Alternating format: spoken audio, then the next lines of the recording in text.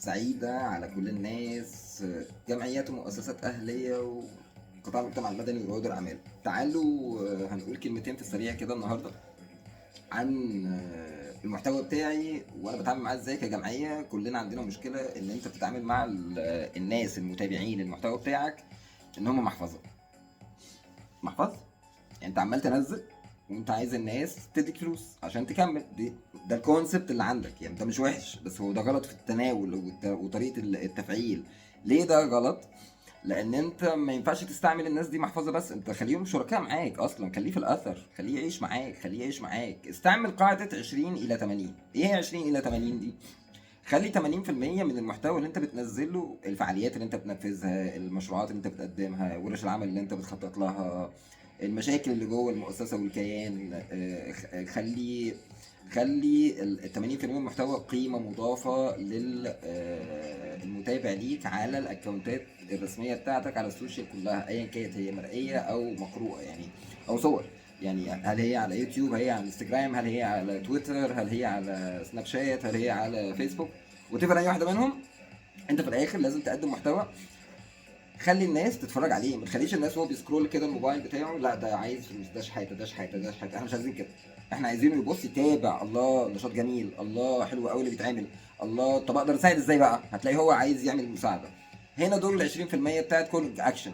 خلاص بقى هنا هتقول له تعالى شارك معانا بكذا، تعالى خلي السهم بتاعك كذا، تعالى شارك ان ده يتعمل فرصه عمل، تعالى ده هنجيب له فرصه علاج، تعالى ده هنوفر له فرصه زفاف. يعني كل حاجه ينفع تعملها صغرت ام كبرت، ولكن ما تخليش المحتوى بتاعك كله هات فلوس، احنا عايزين فلوس، ساعد محتاج، الحق الناس العيانين، الحق الناس الشقيانين، عايزين بطاطين. عشان الجو برد وده صح على فكره، بس ما يتقالش كده.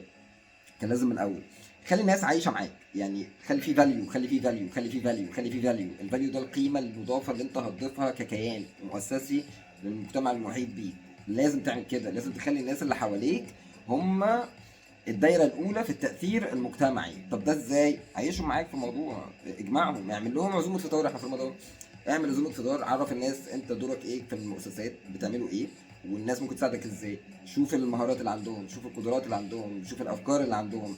هتلاقي فيه تناغم شكله حلو، هتلاقي فيه ترابط مع الكيان بتاعك، هيبقى فيه اكشن. الاكشن ده هيخلي الناس اللي تواصلت معاك دي تكمل معاك، هتتبرع، هتشتغل، هتنفست، حاجات كتير هتفتح لك باب.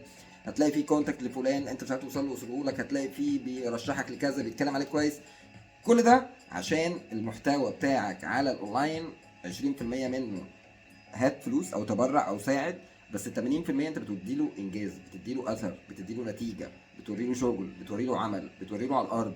مش بتوريله انت قاعد وما فيش حاجه بتتعمل. لازم الخلفيه، المونيتور بتاعي ورا فيه ايه، احنا عملنا ايه، عملنا ايه انشطه الشهر ده، صرفنا ايه مصروفات الشهر ده، جبنا موارد منين الشهر ده. خلي يبقى في شفافيه بينك وبين المتابع بتاعك على السوشيال ميديا بتاعتك. واعمل ليهم اكتيفيتي، اعمل ليهم نشاطات في رمضان، يعني خليهم يكونوا اكتف، يعني خليهم، يعني اعمل حاجه تخليهم يتفاعلوا معاك في المحتوى، ما تبقاش كلها معلوماتيه بس. يعني خد رايهم بس. فما تنساش تعمل قاعده 20 80.